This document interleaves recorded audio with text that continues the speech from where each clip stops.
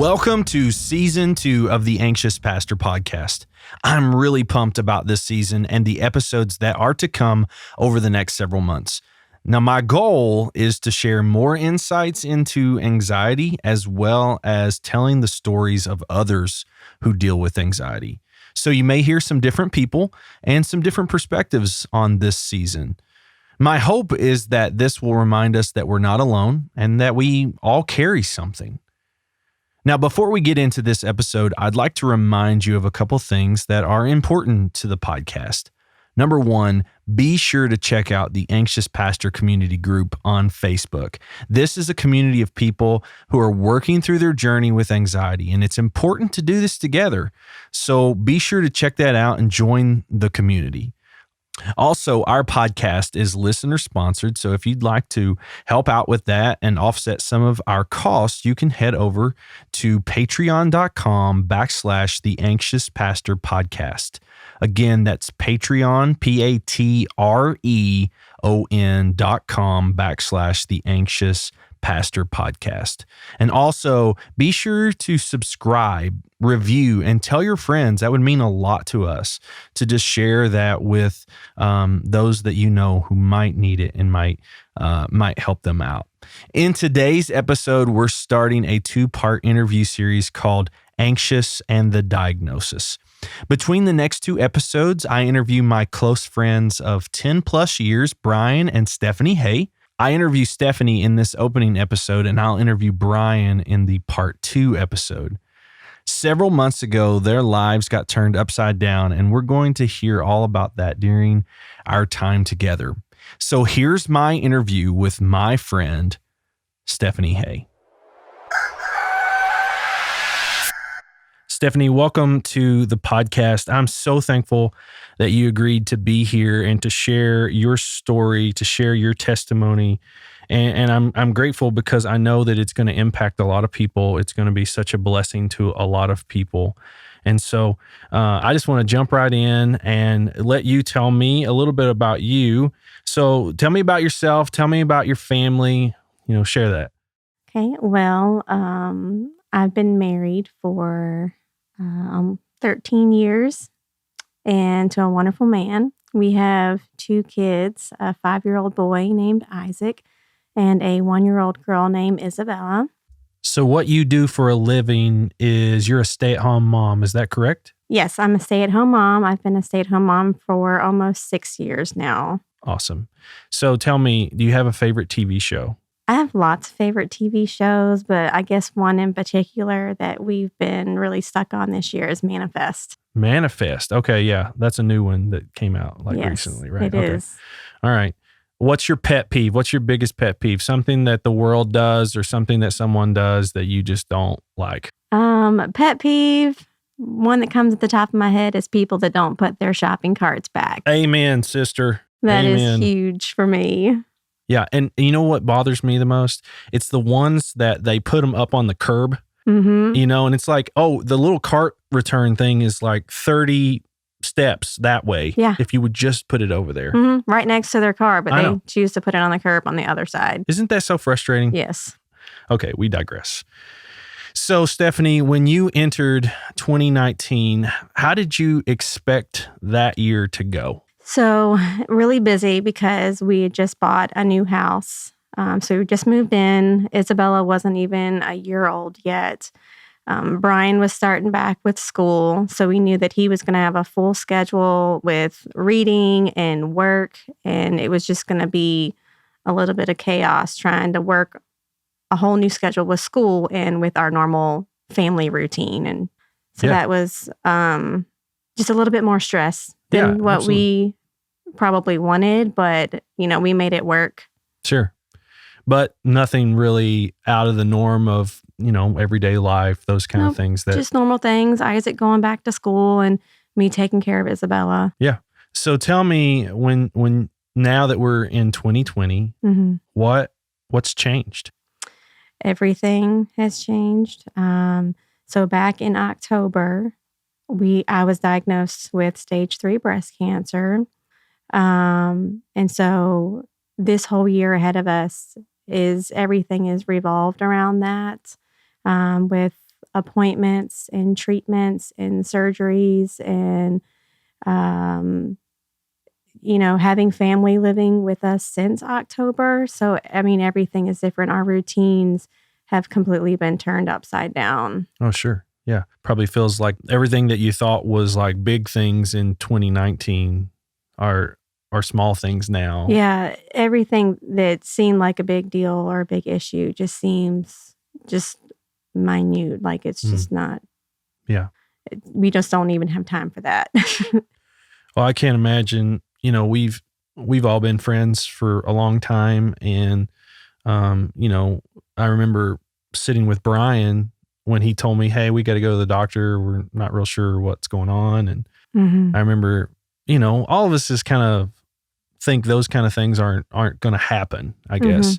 And, I'm sure it's just been such a different world for you. And so tell me, you get this diagnosis of breast cancer. What were your first feelings? What come to mind? What were your emotions?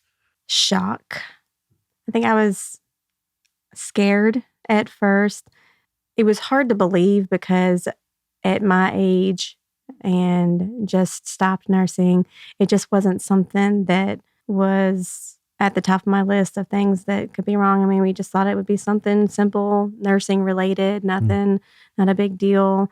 So it was a really big shock, I think, not just to us, but everyone else that we had told previously, like, hey, we're going to be going, to the doctor this week, for ultrasound or mammogram, for something that's abnormal, pray for us. Nobody thought that this could be what it was. And so it was a really hard thing to deal with for the first, 2 or 3 days. It's kind of like having an outer body experience. You feel like you're looking in on someone else's life, watching their story of something like that, but it's actually happening to you. Yeah. So everything just kind of stopped. So it's probably like waking up in the morning and you just think it was a dream or yes, exactly. Feels that way. Exactly. Well, it's definitely, cancer is just such a major thing in our culture today. And, I just can't imagine. So Stephanie, we talked before, anxiety is something you've dealt with for a while. You want to tell me a little bit about that? Tell me your struggles with anxiety and depression, maybe before the diagnosis. Yeah, so after we had our first child, that's when I had the postpartum anxiety and depression, which stuck with me. It wasn't something that was a short-term thing. I still struggle with it, Sure. but it was really bad at first. I struggled with anger issues, with really small little issues, like whether my kids didn't eat eat something that I gave them to eat, or they wouldn't go down for a nap, or just the little things would be what would really push me over the edge. And Sure. I would get angry over nothing. That was really my biggest thing was the rage that would come from it. Just an irrational thoughts. Then, obviously that's gotten better over time. So I've been able to manage that. And then since my diagnosis, it's weird, you talk about having a supernatural strength that only God can give you, because I thought for sure that something like this would cause my anxiety to be a lot higher. Absolutely. Or for my depression to be worse. And it hasn't. For some reason, the bigger things seem to be things that I guess I feel like are the God things that I guess I find easier to hand over to Him than I would the little daily things that happen in your daily life. But the depression, I mean, kind of like we had talked about before, you might be completely fine one day, and then the next day you wake up and you're just completely downcast and not excited about anything, don't have any joy about anything. You're just no emotion is there. And then the next day you wake up and everything is completely fine and you're happy again. Sure. And that did happen to me just last week. Wow. So yeah, it's just an ongoing thing, but it's an ongoing thing. I think it's a good perspective that, the big things like that, God gives you these supernatural strengths. And so tell me this, you you were talking about, let's go back a little bit, like when you would have those anxiety moments with anger or whatever. Tell me, how would you cope with it? What would you do? What would you have to do? How did you calm down, or how would you work through that? I think at the time, the best way for me to cope with that was to walk away from the situation. Because for me, situations like that would make me angry and then I'd want to cry. And so the best way for me would be to remove myself from that situation in order to let go of the anger or the frustration that I was feeling. Yeah. Yeah. I think there's a lot of different ways. Like I find I have to do the same thing. So usually for me, I'll get frustrated with our boys, and I'm more like you in that it's something random, has really they haven't cleaned their trash up or whatever. And if I don't remove myself, I find myself doing the same thing. Or if I do, like Jericho will be like, hey, you need to go in the other room, because it's just one of those deals that's hard to really manage and know what to do with. So yeah, I think that's a really good, it's kind of required when you're dealing with Bryan will tell me, you need just go upstairs and take some time. Sometimes he has to really push me to do that, because a part of me knows like, okay, I want to sit down, I want to help, but I'm stubborn in that way. But I know that like I have to remove myself because it'll just get worse. Yeah. And the situation will be worse, not just for him, but for the kids as well. Well, I also have to tell him too, he has gotten to the point where we've had conversations about me, when you're feeling this, I need you to tell me. Yeah. Like I need help, or I'm feeling like this. Sure. So that he can help me. Oh, that's essential. Yeah, that's great. Okay, so what are some things that you would say now you've realized about life that maybe you didn't realize before you were diagnosed? The little stuff does not matter. Removing yourself from negative situations or from people that bring that negativity into your life or that drama into your life, like there's just no place for it. I think another thing, realizing too, just the importance of family and the love of a family and our church and our friends, and has just been blown up. And I feel like we've seen the love of God more than we ever have. Those things are really what's most important. The joy, the happiness that you have, that you find every day. It's just, and that's your choice. Yeah. And it's just the little stuff just doesn't matter. The little things that we gripe over and stress over just don't seem to matter anymore. How do you choose to do that?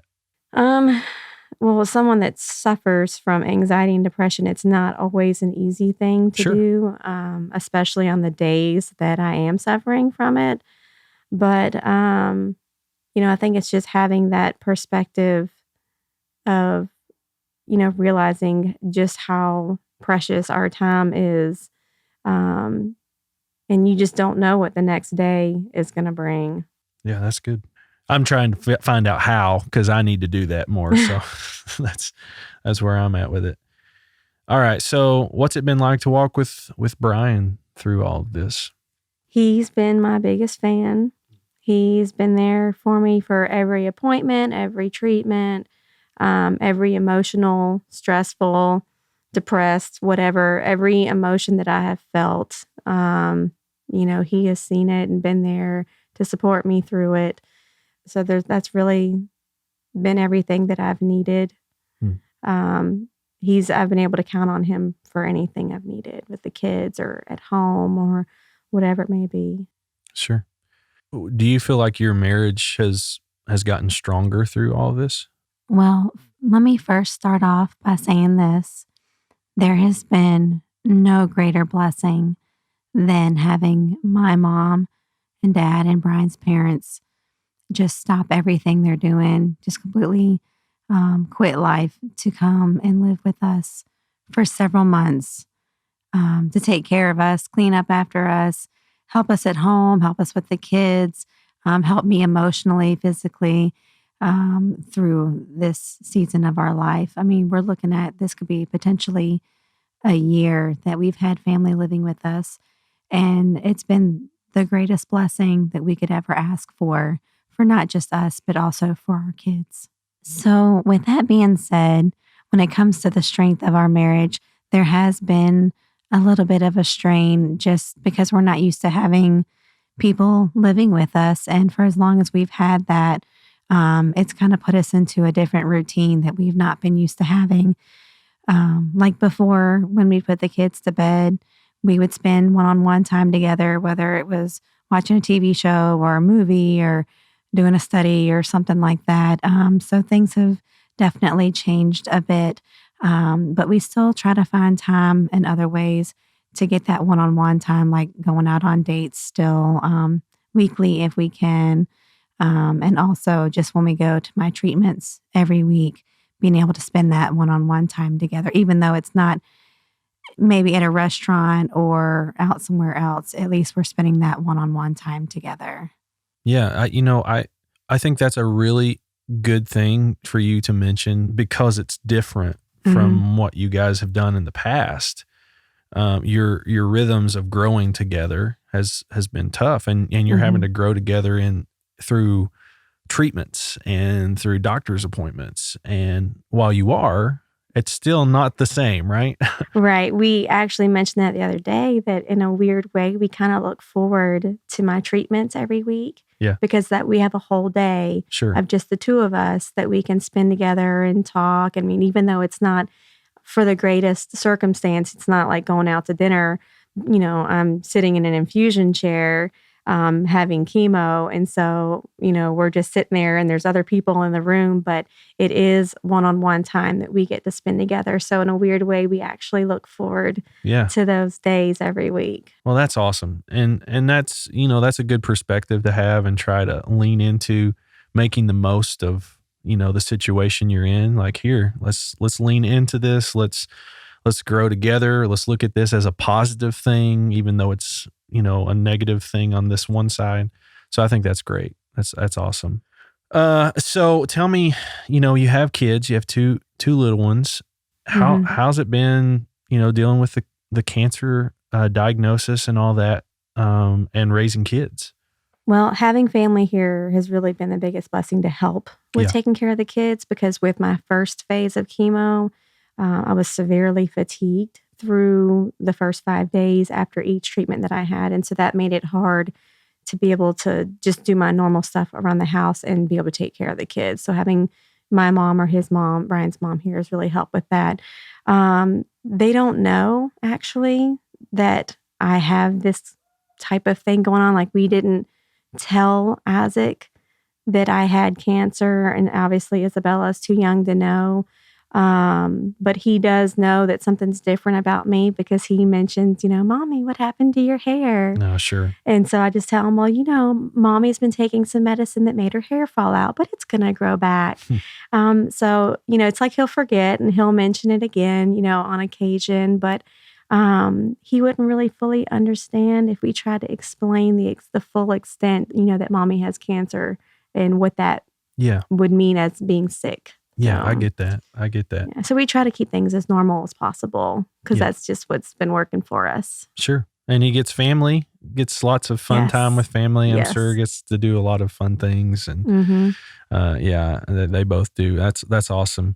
And kids, they have no filter. So, they'll ask you or say to you whatever they want to say to you and whatever's on their mind. Well, that's awesome. I pray that continues for you guys, that, that things, it's not a whole lot different, but you're still able to embrace and know that you got family that loves you and takes care of them. As my kids are screaming, I don't know if anybody can hear it, but they're screaming in the background. So anyway, so tell me about one. I'm going to ask you this question. What's the future hold for your treatments, and what's ahead? What's ahead? Oh man. So right now, 2 weeks ago or 1 week ago, I started phase 2, so I'll be having chemo once a week for the next 3 months. So the next 12 weeks, I'll have a treatment every single week. That's chemo every week. And then every 3 weeks, I have target drugs that's specific to the type of cancer that I have. Okay. At the end of the 12 weeks, there'll be a period where my body has to rid itself of the chemo, and then they'll do surgery. So Okay. I'll have a mastectomy on one side. Then after recovery, probably sometime late spring, I'll do radiation. And it'll either be once a day for 5 days a week for 6 weeks, or twice a day for 4 weeks, just depending on what they suggest for me. And then there'll be several months after that, I'll have a mastectomy on the other side, and then reconstruction. Wow. So it'll be quite a year ahead of us. Wow. So with all of that, with all of the things we've talked about and you're dealing with, how do you feel about the future? I feel good about it. And I think a lot of that has to do with just the extreme amount of success that we have seen so far. I feel like God allowed me to walk this path to have cancer, but I feel like He's given me the easiest path with it. Wow. I feel like I've been able to live a completely normal life for the most part with it.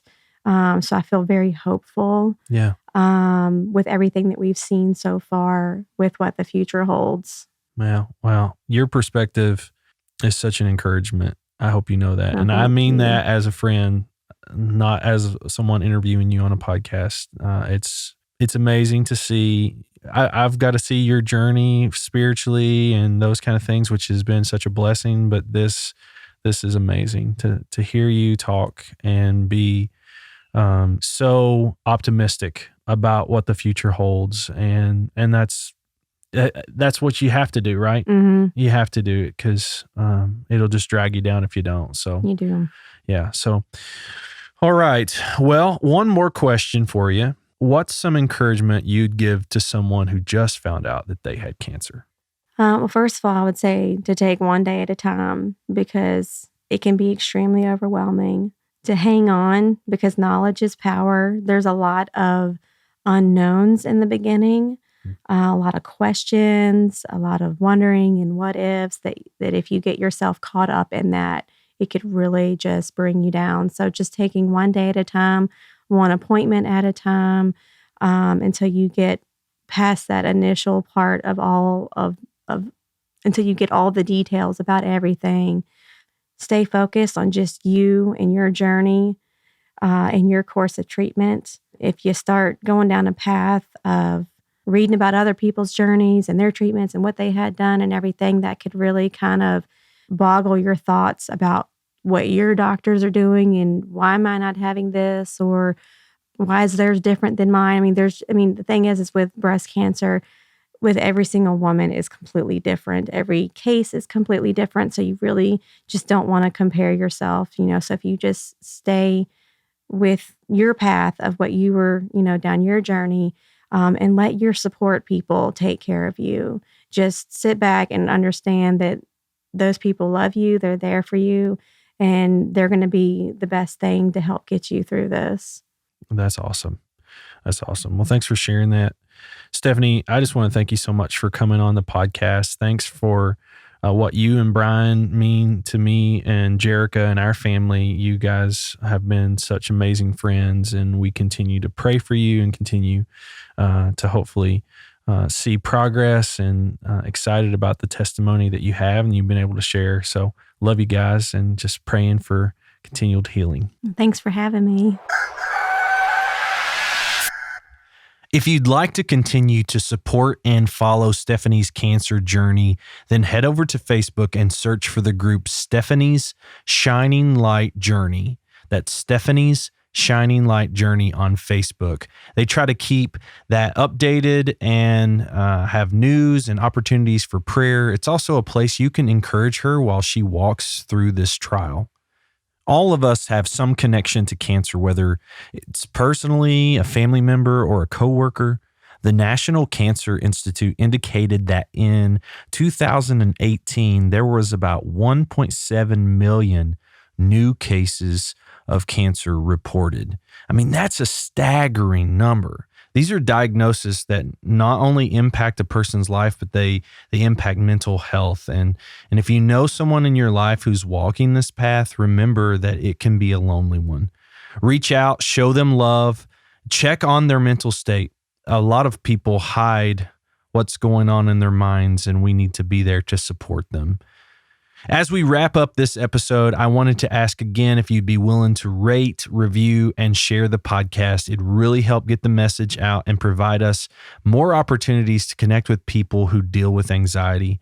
Also, you can follow us on Instagram at Anxious Pastor, and you can find us on Facebook as well. Be sure to check out theanxiouspastor.com. This is kind of the hub of all of our content. You can find the podcast there, a bi-weekly blog, links to Patreon and other things. And it's just a great place for you to get more resources. Join us again for part 2 of Anxious and the Diagnosis as I interview Stephanie's husband, Bryan. He's my best friend, and so it's a really powerful interview. I'm excited for you to hear about that. Well, I want you to know that I love you, that you're not alone, and let's get trying.